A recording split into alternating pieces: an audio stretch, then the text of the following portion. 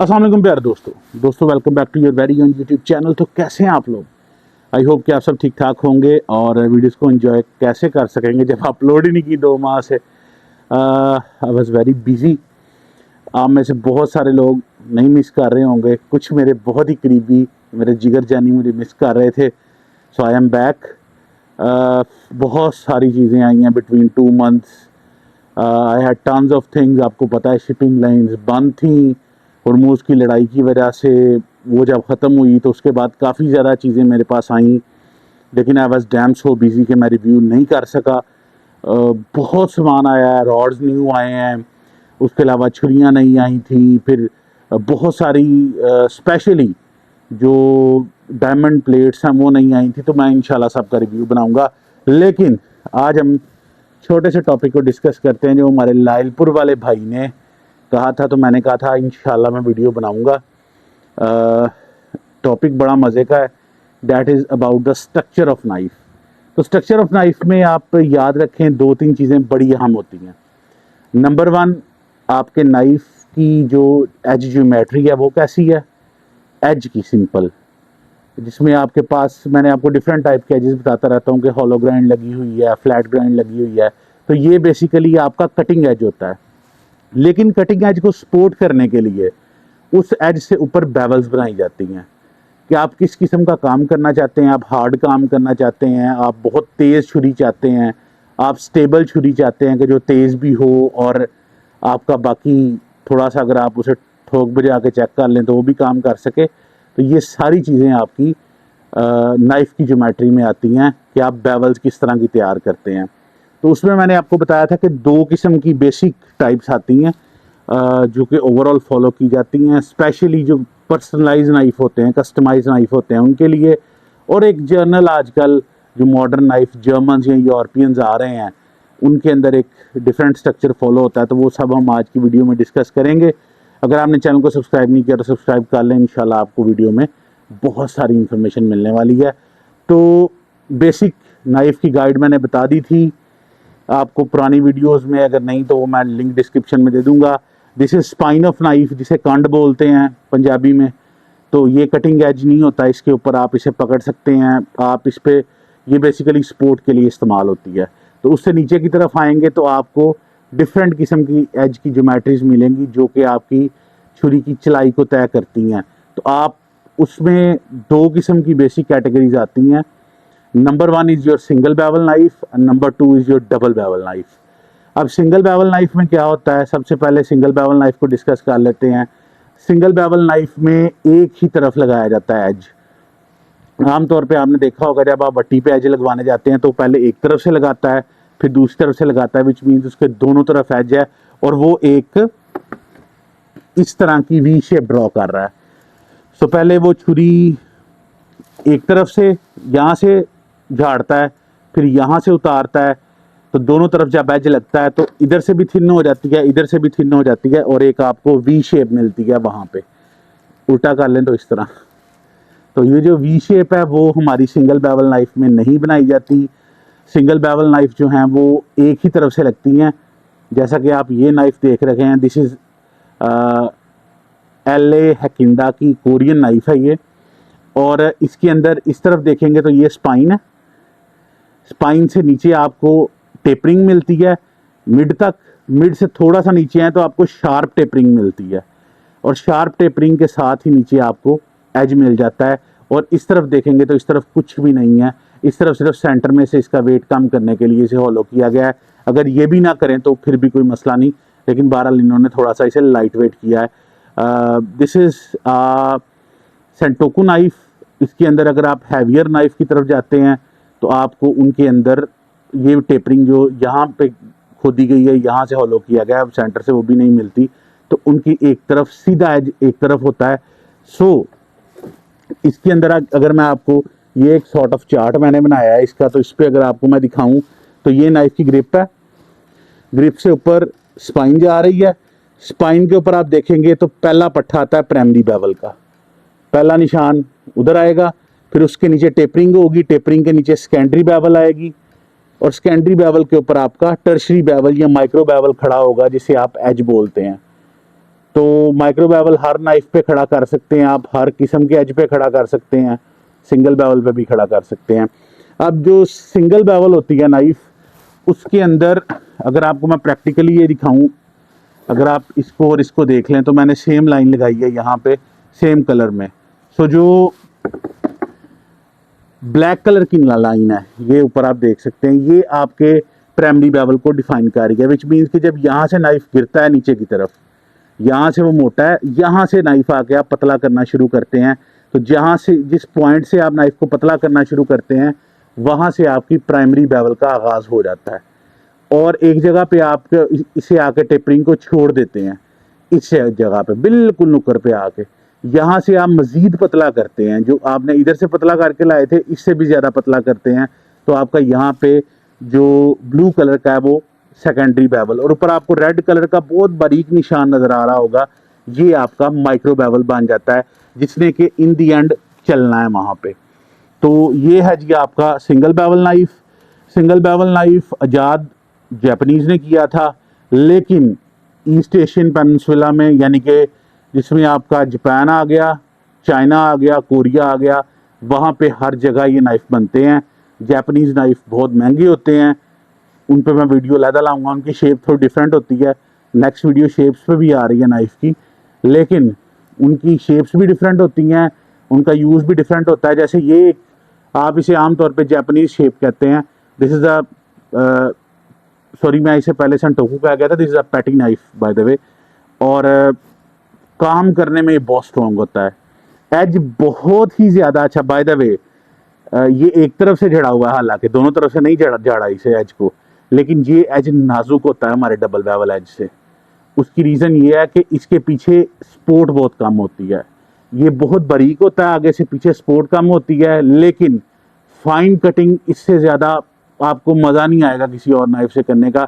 ये इतना मोटा नाइफ होने के बावजूद इतनी मलाई की तरह चलेगा कि आपको कटिंग करने का पूरा मज़ा देगा, आपको मज़ा आएगा कि नाइफ रखते चल रहा है। अगर आमतौर पर बात करें तो टूल्स में बहुत ज़्यादा इस्तेमाल होता है। अगर आपने रंधे के अंदर जो ब्लेड है वो देखा हो तो वो एक तरफ से लगा होता है, बिल्कुल बारीक पेपर, वुड पेपर बोलते हैं उसे, जो उसके ऊपर से उतरता है, छाल उतरते हैं बारीक बारीक करके, वो उतारने के लिए वहाँ पे सिंगल बेवल इस्तेमाल होता है। सतरियों में भी सिंगल बेवल इस्तेमाल होता है।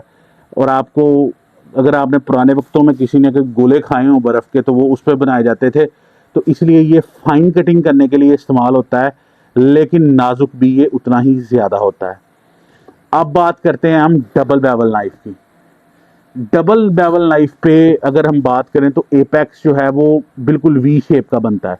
ये जो एंड वाला एज होता है ना, ये जो एंड पे बिल्कुल जाके आपको लगता है, जिससे कि आप ऐसे हाथ लगा के धार चेक करते हैं, इसको हम एपेक्स बोलते हैं। एपेक्स बेसिकली चोटी को बोलते हैं पहाड़ी की। तो जिस तरह मैंने आपको इसमें दिखाया सिंगल बेवल नाइफ में कि एपेक्स में एक तरफ से आपने झाड़ा हुआ है, एक तरफ से आपने उसे बारीक किया है, एक तरफ से सीधा है जहाँ से आपने इसे पट्टी नहीं लगाई, विच मीन्स कि आपका एपेक्स जो है वो इन्वर्टेड बनेगा, एक तरफ से सीधा एक तरफ से वी शेप। जबकि प्रॉपर जो डबल बेवल नाइफ है उसके अंदर एपेक्स जो है वो वी शेप का प्रॉपर बनता है। और इसके अंदर आपको मोस्टली ये कस्टमाइज नाइफ में इस्तेमाल होता है या हाई एंड नाइफ में। आपको अब आम तौर पे जो कमर्शियल नाइफ्स हैं, बुचर नाइफ्स हैं, उनमें ये डिज़ाइन इस तरह का आपको नहीं मिलेगा। उसकी मैं आपको नेक्स्ट चल के रीज़न बताता हूँ। लेकिन अगर हम ऑन बोर्ड देखें तो ये देखें, ये हमारी ग्रिप है। बाय द वे इसको डबल पट्ठा बोलते हैं, इसे सिंगल पट्ठा बोलते हैं आम जुबान में।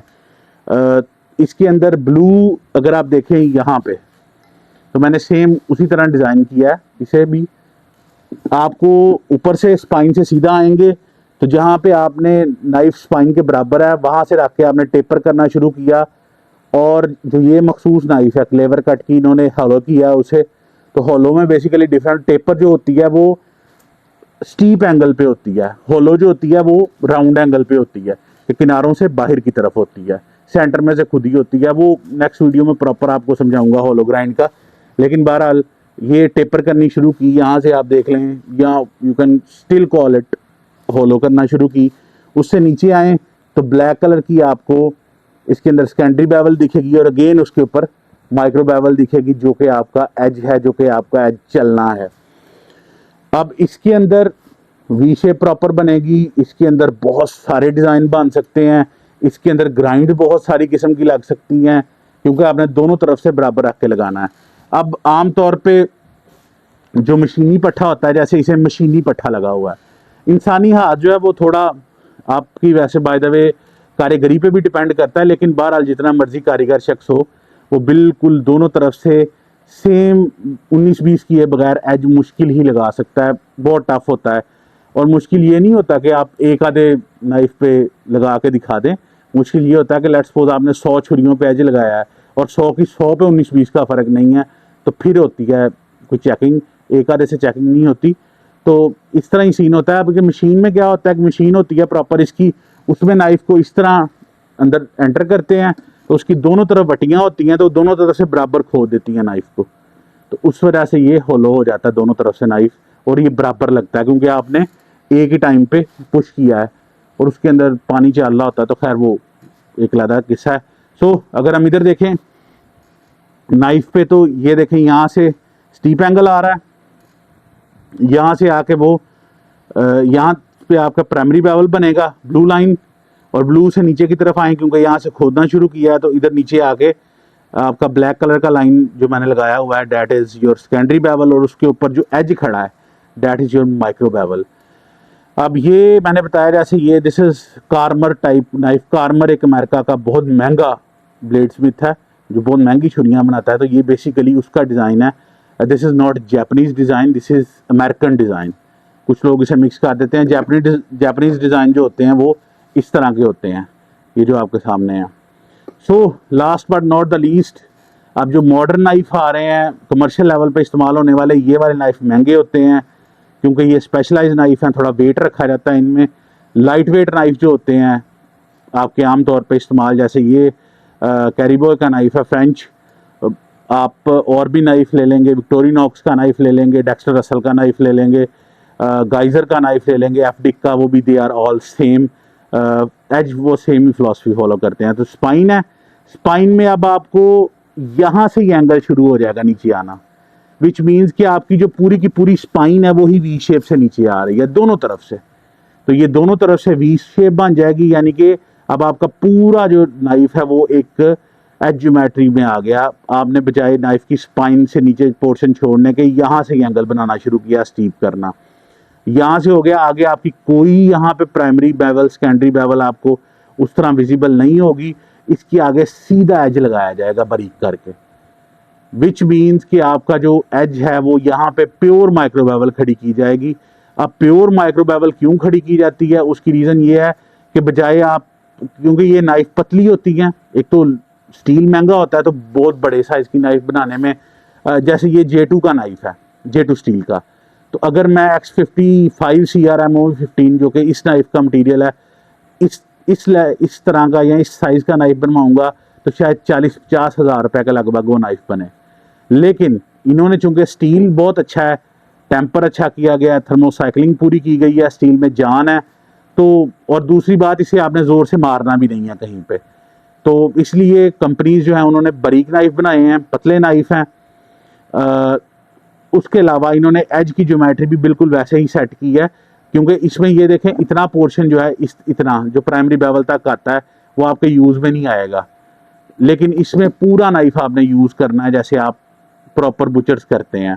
तो इसमें सीधा आपको माइक्रो बेवल लगेगा, और माइक्रो बेवल के पीछे जो है वो आपका पूरी की पूरी छुरी की सपोर्ट होगी, क्योंकि आपने पूरी एज बना लिया। और अगर आप गौर करके देखें तो जितना इसके अंदर थोड़ा सा ही डिफरेंस है, बहरहाल ये देखें तो जितना इसका प्राइमरी बेवल है उतना ये थोड़ा सा ही डिफरेंस के साथ अगर मैं दिखाऊं तो थोड़े से डिफरेंस में ये नाइफ कवर हो जाता है, विच मीन्स कि ये आपका एक सीधा सीधा कटिंग नाइफ है जो कि आप बुचरी के लिए इस्तेमाल कर सकते हैं, जहाँ पे आपने पूरा चस लेना नाइफ का, तेज़ तेज़ काम करके, खूबसूरती की तरफ आप नहीं जाते। सो माइक्रो बेवल मज़ीद क्या होता है माइक्रोस्कोपिक लेवल पे जाके भी समझाऊंगा इंशाल्लाह नेक्स्ट वीडियो में। सो आई होप कि आपको ये वीडियो पसंद आई होगी, इन्फॉर्मेटिव लगी होगी। मज़ीद इस तरह की वीडियोस जानने के लिए you can subscribe my channel. Comment में अपनी राय का इजहार ज़रूर करते रहिएगा, थोड़ा भाई को वेलकम बैक भी कीजिएगा। 3-4 पुरानी वीडियोस हैं, वो जो नई लॉट आएगी उसमें हम चला देंगे, बीच में वो भी हमारा माल निकल जाएगा। तो till next video, stay blessed, अल्लाह हाफिज़।